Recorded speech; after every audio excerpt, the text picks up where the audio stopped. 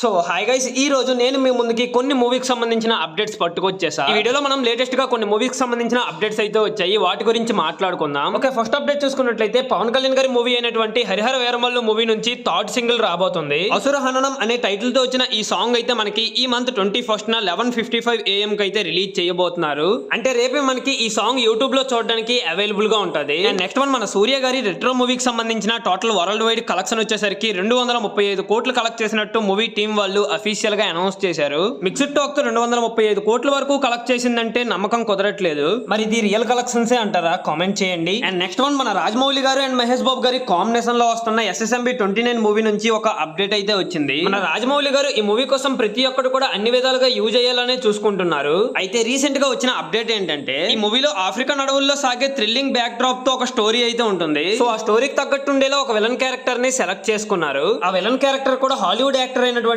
Zeeman hounds గారిని select చేసుకున్నట్టు తెలుస్తుంది. ఈయన ఎందుకు సెలెక్ట్ చేసుకున్నారంటే ఈయన చాలా హాలీవుడ్ మూవీస్ లోనే యాక్ట్ చేశారు కాబట్టి హాలీవుడ్ వాళ్ళకి కూడా వేగంగా రీచ్ అవుతుందని ఈ ప్లాన్ అయితే వేశారు.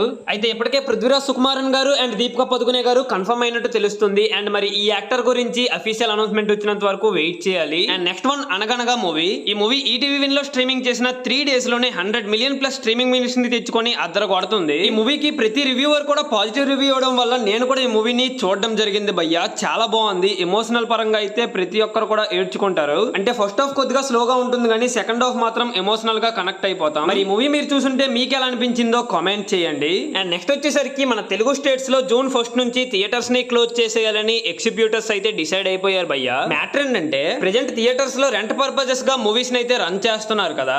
అయితే ఇప్పుడు అలా కాకుండా మూవీకి వచ్చిన గ్రాస్ లో కొంత పర్సెంటేజ్ ఎగ్జిబ్యూటర్స్ కి ఇవ్వాలని డిమాండ్ చేస్తున్నారు. సో ఈ సందర్భంగా June 1st నుంచి థియేటర్స్ ని క్లోజ్ చేసినట్టు అఫీషియల్ గా అనౌన్స్ చేశారు. మరి దీనికి సంబంధించి ప్రొడ్యూసర్స్ ఏ విధంగా రెస్పాండ్ అవుతారో చూడాలి. నాకు తెలిసి థియేటర్స్ రెంట్ పర్పసెస్ గా రన్ అయితేనే బెటర్ అనిపిస్తుంది. ఎందుకంటే ఇప్పుడు రిలీజ్ చేస్తున్న మూవీస్ లో ప్రాఫిట్స్ లోకి వచ్చిన మూవీస్ కంటే లాసెస్ పడిన మూవీస్ ఎక్కువగా ఉన్నాయి. సో ప్రాఫిట్ అయితే పర్లే కానీ లాస్ అయితే ఎగ్జిబ్యూటర్స్ కూడా నష్టపోతారు. అదే రెంట్ పర్పస్ గా అయితే ప్రాఫిట్ వచ్చినా లాస్ వచ్చినా వాళ్ళ రెంట్ వాళ్ళకి వచ్చేస్తుంది కాబట్టి అదే బెటర్ అని నా ఒపీనియన్. మరి వీళ్ళు ఎందుకు పర్సెంటేజ్ కావాలని డిమాండ్ చేస్తున్నారో నాకైతే అర్థం కావట్లేదు. సో ఇది గైస్ ఇప్పటి వరకు వచ్చిన మూవీ అప్డేట్స్. అయితే ఇంకేమైనా అప్డేట్స్ వస్తే షార్ట్ వీడియోస్ ని పెడుతూ ఉంటాను. సో మన షార్ట్స్ ని ఫాలో అయిపోండి. ఓకే, నెక్స్ట్ మరో ఇంట్రెస్టింగ్ వీడియోతో కలుద్దాం. Thanks for watching.